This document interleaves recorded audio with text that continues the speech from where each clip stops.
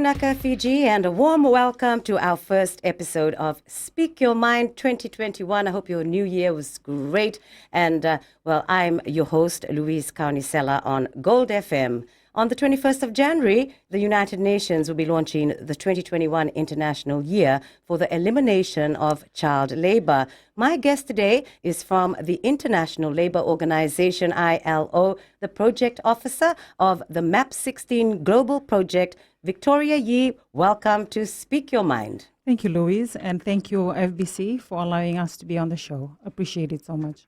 It's our absolute pleasure. And, I just feel so good that I ended 2020 with, our episode of Speak Your Mind with children's issue or topic. And this year we start off with this. So I'm really happy about that. I think our children are very dear and precious to us.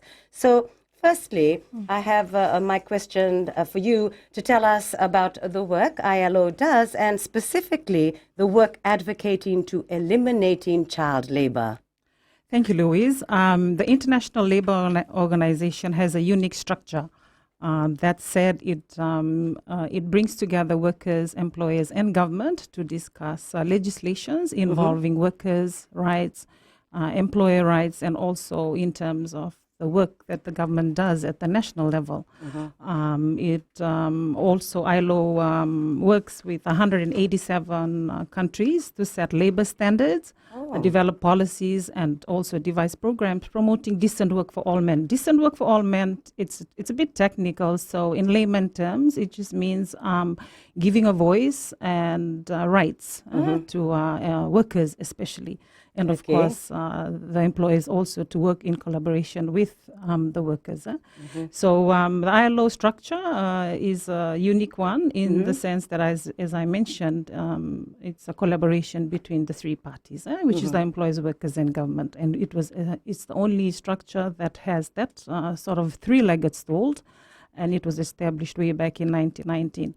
So going very specifically in terms of how does the ILO work, the development of the international labor standards at the ILO is also a unique legislative process.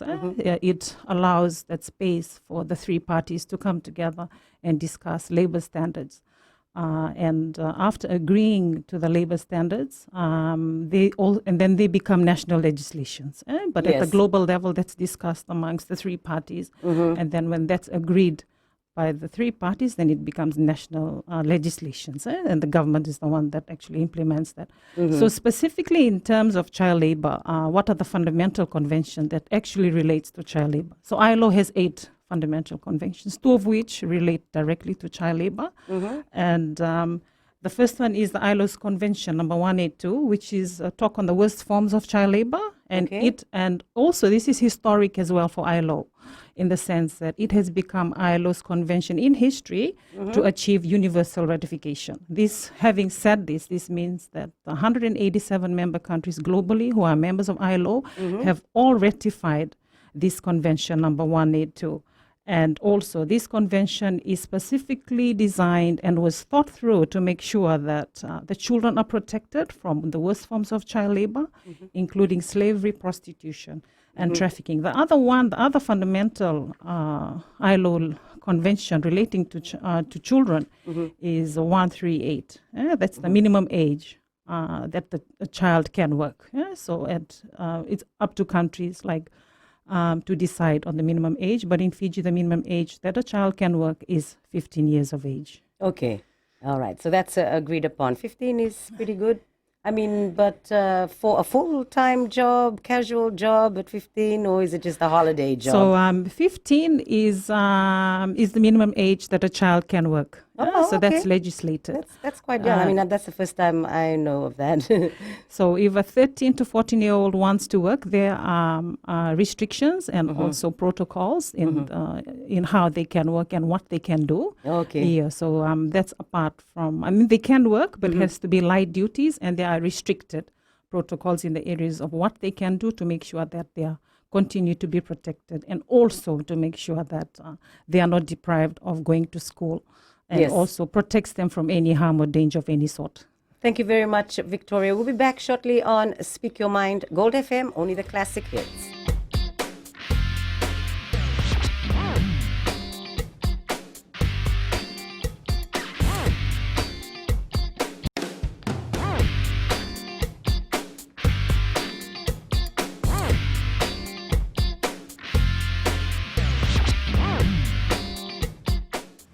We're back on Speak Your Mind, Gold FM, only the classic hits. I'm Louise Kaunisella, your host. Welcome to the show. Now, if you want to be a part of the conversation, maybe you can call 3220906 or 77-32906. And my guest is the project officer of the MAP 16 Global Project, Victoria Yee. Now, my second question is, there a current child labor project being implemented by ILO? Yes, Louise, and in Fiji, we are currently, the ILO Fiji country office is currently implementing the MAP 16 project. But on the onset, I must mention that the fight against child labor, not only in the world, but also in the Pacific, it continues to be a daunting challenge. So at ILO, we try to make sure that we engage in projects and also implement projects to ensure that the children continue to be protected. And the work must continue from wherever it started and ended. So we looking at funding so that the project continues, because there's never enough work to advocate child labor at the global or even at the national, even in the Pacific. Right. There is mounting interest in the issue of child labor, and there has been key commitments by government, employers, and workers in Fiji. So that's been great, having to work with the three constituents of ILO, and they also ensure that they advocate for the employers. They advocate to end child labor and also to eliminate or not employ children at all, because they know how harmful it is to engage children. And in terms of the MAP 16 project, MAP 16 is an acronym. MAP is a measurement, awareness raising, and policy engagement. And the purpose of it, the whole objective is to accelerate action against child labor and forced labor. It's also, we must, ILO acknowledges the support from the U.S. Department of Labor, which has made it possible for ILO to implement this project in Fiji. Having said that, this project is a global one, and in the Pacific, Fiji is the only country that is currently implementing this global project. So there are specific project priorities on the MAP 16. And for Fiji specifically, it's the development of the national child labor policy. And also, we're looking at the National Action Plan. It's a 5-year National Action Plan to eliminate child labor in its worst forms. That's in the pipeline. And we continue to look at the legal framework on child labor to see if there are gaps in the legislation, to see how we can strengthen the gaps in this legislation. And this has been done in Fiji, and we have just completed a second review of Fiji's legislation 2 weeks ago in early December. And we hope to continue this process, not only in Fiji, but in the Pacific. Yes. So we make sure that Fiji is not the only one that's, the project has been implemented. We want to make sure that other countries in the Pacific are also beneficiaries of projects. So also just to ensure that the legal framework in Fiji is in compliant and in line with relevant international conventions.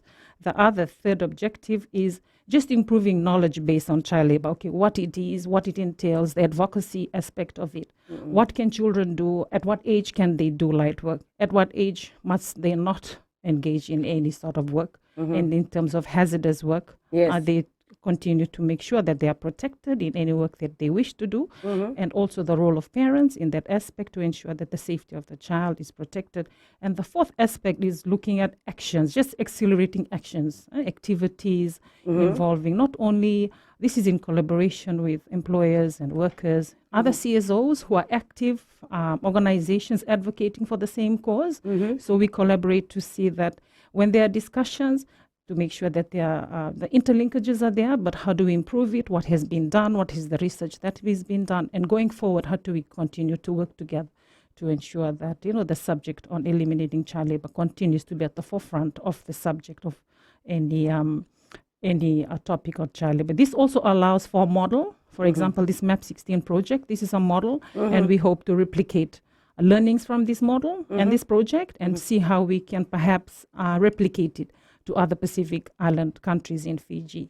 So we're very lucky, aren't we, Fiji? We always are very lucky. The first one in the Pacific, Yeah, and also, Louise, just to mention, Fiji is a Pathfinder country. I know it's a bit technical. What does it mean when Fiji is a Pathfinder country? So Fiji is a Pathfinder country.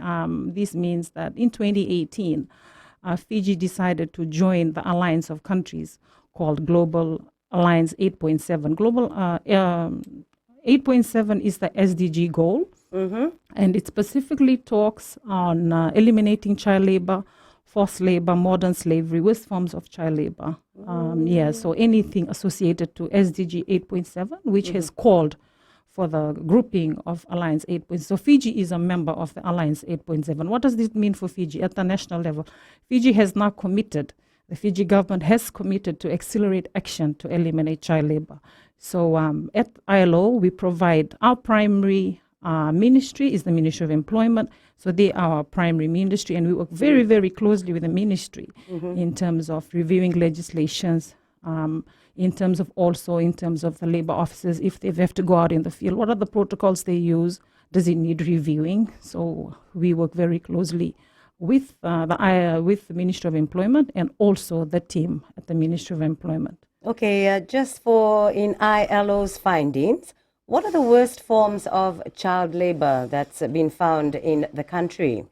Okay, so they were, so Fiji was one of the beneficiary countries, apart from PNG, that was supported by the European Union. Again, we're grateful to the European Union for giving Fiji and PNG that support from 2008. Okay. So in 2008, and it continued. There were two phases of the project. The EU funded tackle child labor through education. That was the project. So the project had interventions and also priorities to achieve, so that some good work came out of that project that was funded by the EU. So it was 2018, and then it ended in 2017. So in terms of of some worst forms of child labor, so there were some specific findings. Okay. There was a survey done as well as part of the project, and some of it was some findings was the commercial sexual exploitation of children that was happening. And again, there needs to be a lot of surveys that needs to be done. Having said that, and also children engaging in illegal activities, relating to drugs. Okay. That was also a worst form of child labor. Okay. And any drug offenses, because as we know, any activity that's relating or it involves an offense relating to the selling of drugs will harm the child and the safety and, of course, the morals of children. So those are the worst types, Yes. and the trafficking. Right. Okay, right. So how do you think child labor laws can be enforced better? Okay, so I sort of mentioned a bit earlier that we had a review of Fiji's current legislation that was convened on the 13th, 14th and 15th of December. So ILO convened a consultation, and the members who attended this consultation were members of the Action Group on Child Labor. This involves the Fiji Police, also the Department of Social Welfare, of course the Ministry of Employment, the Fiji Police, Empower Pacific, MSP, Ministry of Education. Right. So these are and also the Fiji Bureau of Stats. So they were part of the consultation process. So in that particular consultation, there were a few activities, reviews of the legislation, subsidiary legislation reviews that needed to be done.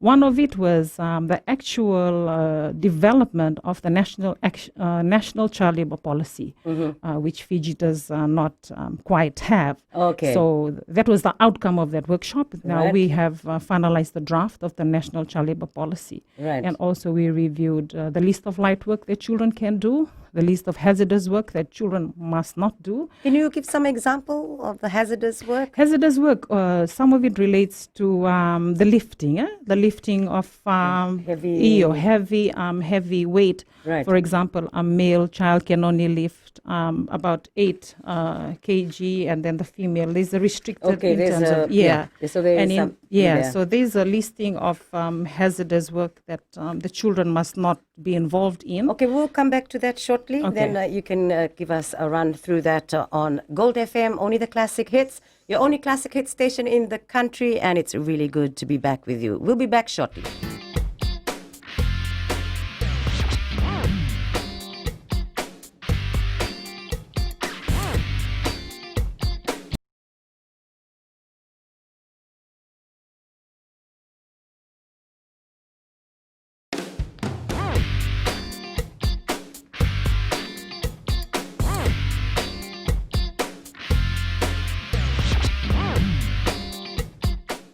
Welcome back to Speak Your Mind on Gold FM, only the classic hits. I'm your host, Louise Kaunisela, and my guest from the ILO, Victoria Yee. Now, we have a caller on the line who has something that he wants to share with us. Bula Vinaka, my friend, what's your name?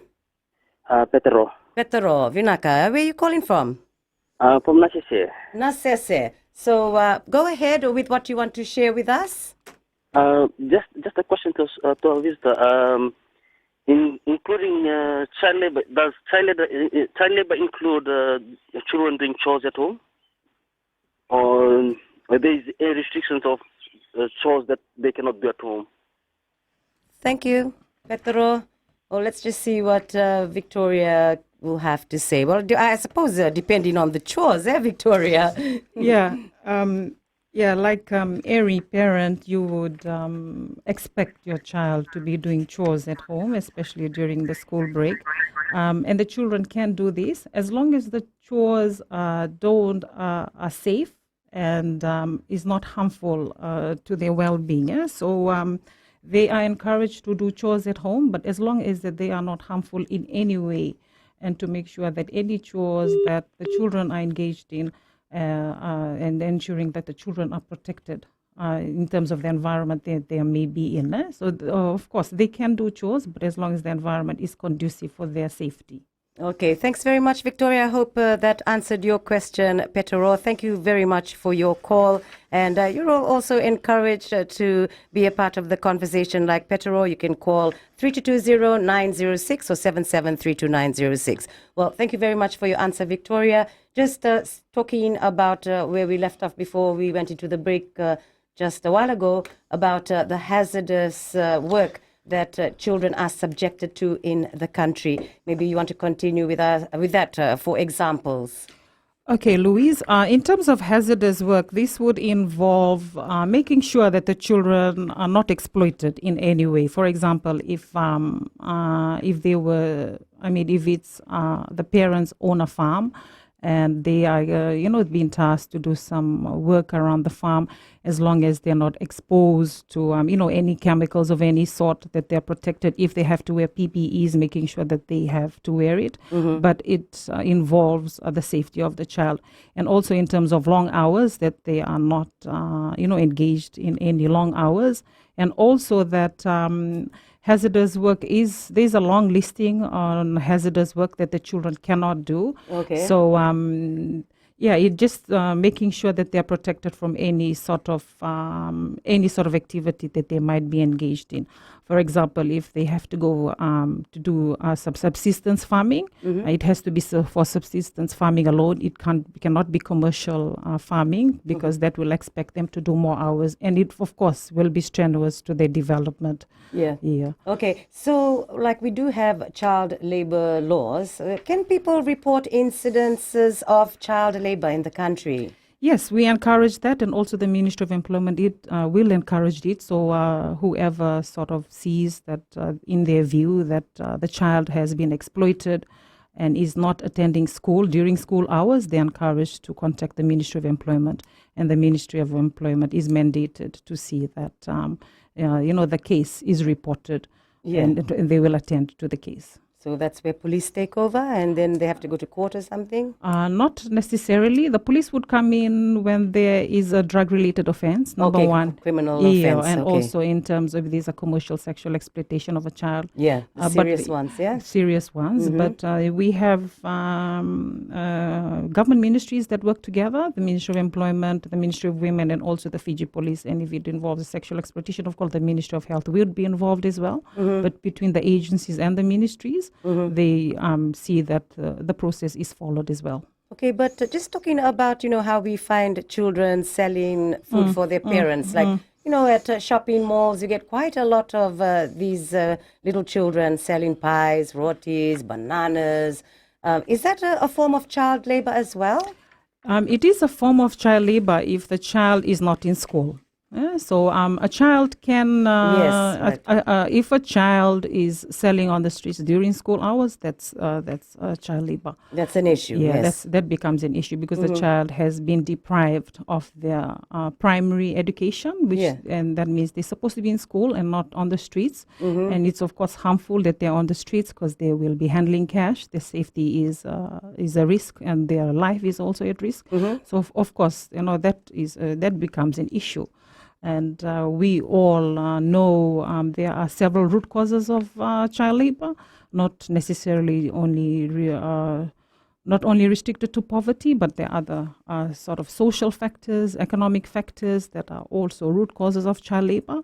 So if a child is not at school and they are selling on the streets, again, that's not supposed to happen. Yes, And so we can actually report it to social welfare or something? yes, that can also be reported, and that's where the ministry comes in, and also the Department of Social Welfare will come in to see if the parents need that necessary support. Then, of course, there's a process that needs to be followed to be reported to the Ministry of Women, where they can, if they need the social welfare support, then they must go to the office to see that they receive that support, which is probably a primary factor of why their children are on the streets trying to support their family. Because they're really poor. Yes. Okay.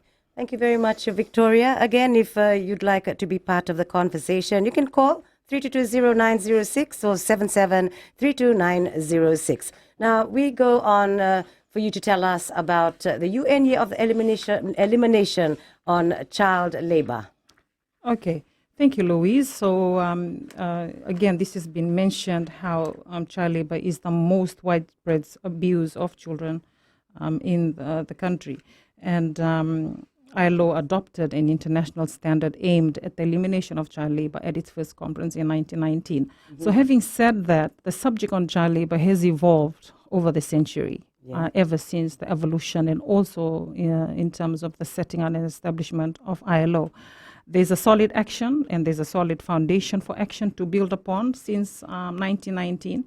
So really, in terms of how child labor has really, how have sort of the whole, globally, how have people woken up to this whole subject of child labor?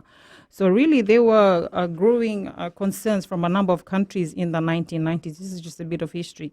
So during that decade in the 1990s is when the world awoke to child labor. Primarily because of expanding concern about fair labor standards and decent work, making sure that the workers have their rights and their voice to be able to express in terms of their contract agreements or anything related to contracts. So this year, as you mentioned in the beginning, is the United Nations is declaring 2021 as the year of eliminating child labor. So the United Nations General Assembly unanimously adopted a resolution declaring 2021 as the International Year for the Elimination of Child Labor, and has asked the ILO to take the lead in its implementation.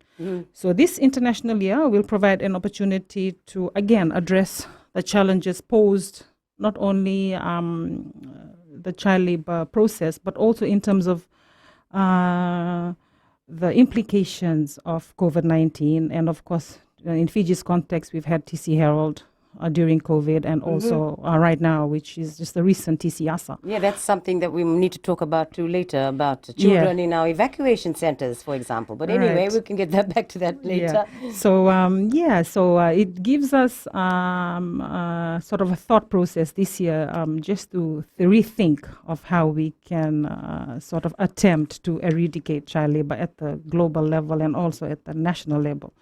So again, this year is also, when we're tackling child labor, we're also addressing SDG 8.7, as mentioned earlier.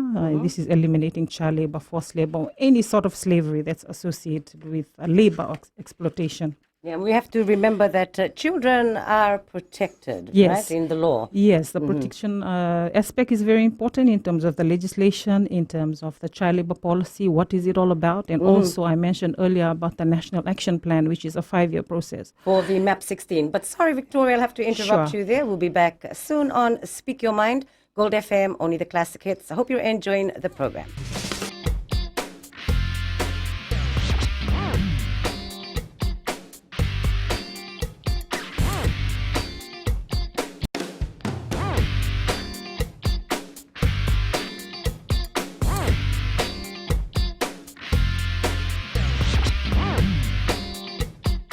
Welcome back to Speak Your Mind on Gold FM, only the classic hits. I hope you're enjoying the program. Our guest from the International Labour Organization, Victoria Yee, thank you very much for sharing with us, the protection of our children in regards to labour. So you can still continue from the earlier one about UN's year of the elimination on child labour. That is pretty heavy to, just allocate a whole year on child labor. So obviously it's a really important issue to address.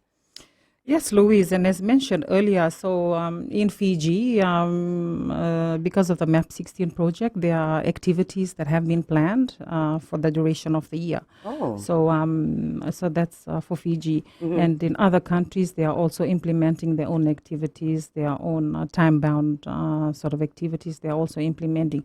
So in Fiji, there are activities which is ILO is planning for this specific year, if we can go into that. Yes, please. Okay. I would love to know. Okay. So as mentioned, how ILO is set up in terms of giving a voice to workers and also the employers. So again, it's always a collaborative and discussion, not only a one way, but we give the voice to the workers and employers and also government for us to talk about not only matters on business or not only matters on workers' rights, but also on this important subject on eliminating child labor. Yes. Because we know the impacts on the child and also how the children continue to be deprived if they are sort of in this situation, how their lives are put at risk and also their whole development in all its forms.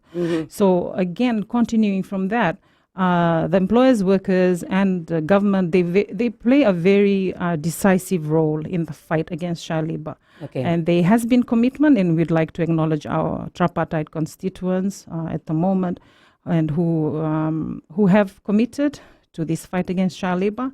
And the engagement, again, it's very important they continue to support. And globally, trade unions have been a driving force in the fight against child labor. And also from this MAP 16, ILO will continue to work with the workers and employers and of course with government on ideas identified and agreed.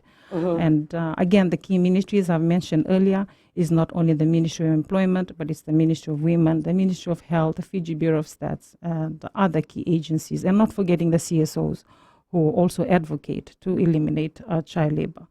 And also another key activity of this MAP 16 project, there will be a report on the current child labor situation in Fiji. So we're hoping to have completed the report by the end of this year.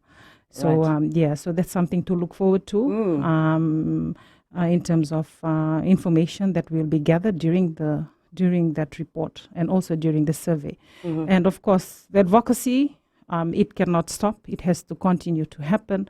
And not only advocacy at the national level, especially in the informal settlements. We see you've mentioned about children selling food.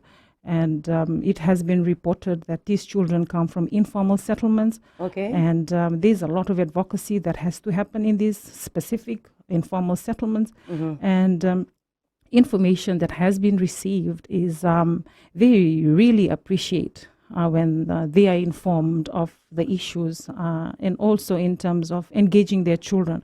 For some parents, so they think twice about sending their children to sell food because they need to be reminded that the safety of their child is at risk if they continue to do that. Perhaps it's not happening now, but in time, their children continue to be made vulnerable. Especially, you might have seen that some children perhaps are selling after 6.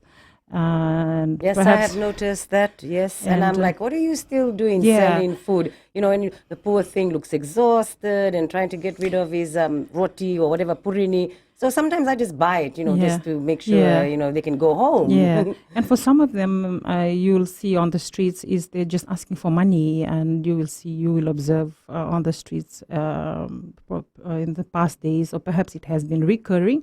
So again, the children are not only selling food, but asking for money. Oh, So no, that's outright, not on. yeah. No. So again, the advocacy, like I've mentioned, it has to be bottom up, and again, the interlinkages is also very important. That when we're going out, we are going with the Ministry of Women, the Yes. Department of Children, so that then you try and address the root cause of child labor. If it's going to be poverty, then perhaps the parents don't have work.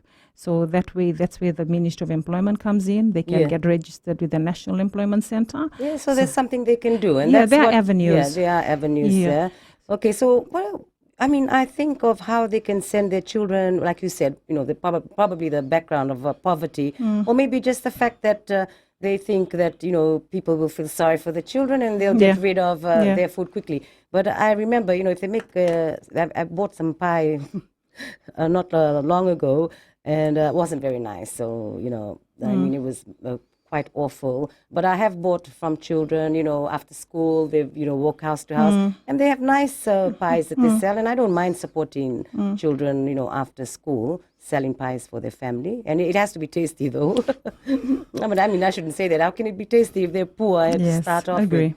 Or maybe they can use coconut, make the nice pie with coconut milk. Yeah, so I think in terms of selling on streets, again, that was discussed during our workshop because it was brought up that there has been increase of children selling on the streets in some specific towns. Yes, a lot. In some specific informal settlements, also at the service stations and some supermarkets. True. So it was discussed that if a child is to be selling, they'll need supervision.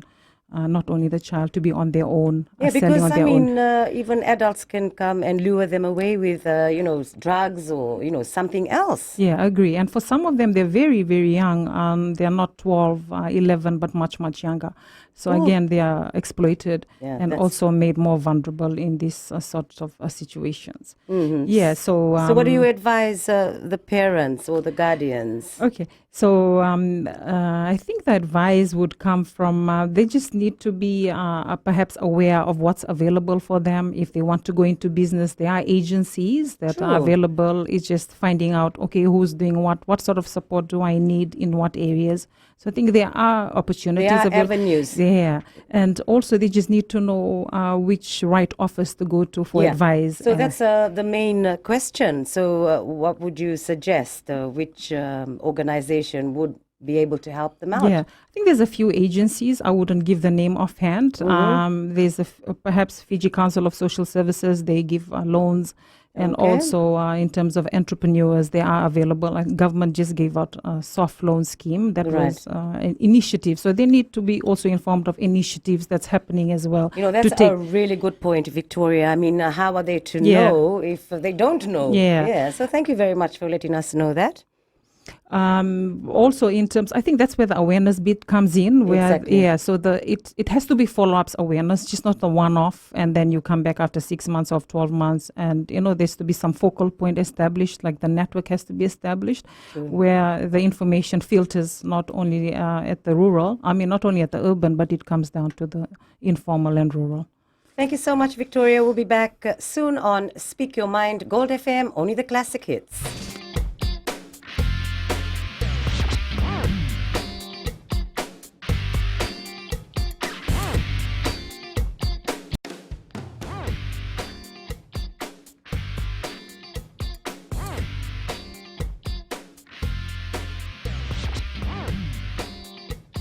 This is Speak Your Mind on Gold FM, only the classic hits. I'm Louise Kaunisela, your host, and my guest from ILO, Victoria Lee. It's really good talking to you as, you are enlightening us, our listener, on, avenues that they can go to for help so they don't exploit the children, for example, selling on the street during school hours. You have to think that your children need a good education to have a good future. They could even help their parents in return. Okay, so there's one question that I forgot to ask you. You did reveal to me that, we can report instances of child labor. But what are the penalties in the country for being charged with abusing child labor laws? Okay. In terms of the penalty, this is where the employer can be liable. So the employer has to make sure that there has to be consent by the parent if the child has to be engaged in sort of any light work. Yeah. So the parent has to be ensure that they are giving the consent for the child. Okay. And so those are the laws. So the compliance bit, and the employers can also read more about this in the Employment Relations Act. It's all spelled out there, where they are prohibited from employing children below the age of 15, but if there's some work that's required or the children agree, if they're only 13 to 15, there are conditions that they must abide to. And also, if the employers fail to abide by and being non-compliant, they are also they could also be liable and again be taken to task depending on the nature of the offense. Okay, thanks very much, Victoria. So, at least, you can help some children out if you report that they are being abused. So let's move on to what are ILO's key messages? Okay, thanks, Louise. Again, as I mentioned, ILO has been at the forefront of on this very subject of ending child labor, and I mentioned this was one of the very first convention that was drawn up way back since the establishment of ILO way back in 1919. So I'd like to start off in terms of why is ILO relevant, on the subject of child labor. So underlying the ILO's work is the importance of cooperation, as I mentioned. So we continue to make sure that the employers, workers, and government come together to discuss. So we are there to provide the technical support to make sure that they receive the right technical support and to foster social and economic progress. So that's why ILO is relevant. And also ILO, we aim to ensure that the needs of working men and women, that they have a voice and also their rights are protected at all times. So that's why ILO is unique, as I mentioned earlier. It has a unique structure. They are given a voice. So you work together with the Ministry of Employment, right? Okay. So also ILO is unique because we establish labor standards in collaboration again with representatives from government workers and employers. And for ILO, again, we give equal voice, and this is reflected in the labor standards and in shaping the policies and programs. And secondly, the second key message is, why is Fiji relevant? So on this subject of child labor, as I mentioned, child labor is not only a global challenge, but child labor is an issue in Fiji and in the Pacific. Yes. I mentioned earlier how Fiji benefited from the EU Tackle Through Education program way back in 2008. So Fiji was very fortunate to receive that support from the European Union. And there were some initiatives that kicked off and also became very successful. One of it is the national child protection policies that are now child labor sensitive, and child labor monitoring systems in districts have been put in place to monitor child labor issues. Again, as I mentioned, COVID has impacted child labor in Fiji and globally, which is why Fiji is relevant with the recent national disasters. And also in terms of the root causes, we will continue to see that we identify the root causes and come up with initiatives to address the root causes, not only at the national level, but also at the community level. And we make sure that there's social dialogue between employers and workers and also government at all times. And again, one of the root causes is the widespread informality. So again, you're looking at economic policies and also social policies to see that, as much as possible, those vulnerable and exploited are given that social protection that they need when they need it. So the children are also more protected, and they're also sent to school to actually complete their school life. And lastly, Louise, on the third message, just 3 messages from ILO in terms of this is the benefits of including child labor on the agenda at the global, regional, and national level. So I just picked up some latest global estimates that indicate that 152 million children, 64 million girls, and 88 million boys are in child labor globally, accounting for almost 1 in 10 of children worldwide. So again, elimination of child labor is a UN agenda, and with the UN holistic approach, the institutions are able to mobilize and address the root causes of child labor through research, again, technical support. And there will be improved legislation. As I mentioned, when child labor is on the agenda at the national level, there's an improved legislation. There will be opportunity to review the national legislation to see where the gaps, Lovely. how the children protected, how they're not protected currently. Again, the process will happen. There will be a national child labor policy, which is why this child labor project is so important. It gives opportunity for government to see that there's a need for actual child labor action plan. And also, this is a major achievement for the region. Child labor in the Pacific provides unique challenges. Our challenges in Pacific are always unique in comparison to the rest of the world. the rest of the world. Agree. Again, it's not only the root causes of child labor, be it economic or social impact. It also builds on our traditional practices, family obligations, again, poverty and slow economic growth. And again, lastly, there's still a need for further institutional strengthening, which needs to happen. The benefits of the child labor program, of including child labor on the national agenda, there's always a need to further institutional strengthening. The research needs to happen continuously, and knowledge mobilization. As we mentioned, you asked about the informal settlement. Where do they go to for the right information? That's why the knowledge mobilization is not only about child labor, but the other avenues that's available, not only to parents, but to the caregivers of the children. And again, capacity building, and of course, the partnership. So lastly, Louise, child labor is only one aspect of world poverty. Yes.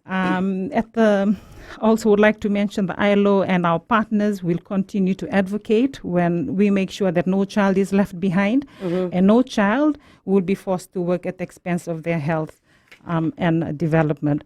And lastly, we also wish to acknowledge our funders who have been the European Union and recently the U.S. Department of Labor for supporting child labor work in Fiji and also in the Pacific. Oh, we'd love to thank them as well. We are so lucky, Fiji, I must say. Anyway, where can someone go to see the child labor laws? Okay, so they can find that in the Employment Relations Act. There are specific provisions which is specified in the national, in the Employment Relations Act. They'll be able to see that there. ERA Act 2007, they can easily Google it, and it will mention the prohibiting the employment of children below the age of 15. Again, if they're below the age of 15, they're subject to exemptions if they are between 13 to 14. And it also mentioned the minimum age of work, which is 15. Also in the ERA, there's a provisional listing of light work that the children can do. There's a listing there of hazardous work that the children cannot do or be engaged in. So it's all in the ERA. Lovely. Yeah. So if they easily Google it, they should be able to find it in the Employment Relations Act. Well, thank you very much. I'm sure the launching on the 21st of Jan will be really good. Yes, we're looking forward to the launching as well. This will be something big for Fiji, and we are standing united. It's a global movement to continue to advocate to eliminate child labor, and also the UN's role and agenda in promoting the eliminating of child labor. Wonderful. Let's protect our children. Thank you very much. My guest today from the International Labour Organization, the project officer of the MAP 16 Global Project. I wish you all the best, and we look forward to everything that you're going to be doing. So I'll probably have you as a follow-up guest maybe later on in the year. Thank you very much, Victoria. Thank you, Louise. Thank you very much. And on Speak Your Mind, Gold FM, only the classic hits. I'll catch up with you next week. Take care, look after yourself, but more importantly, look out for each other. Nisamo demanda.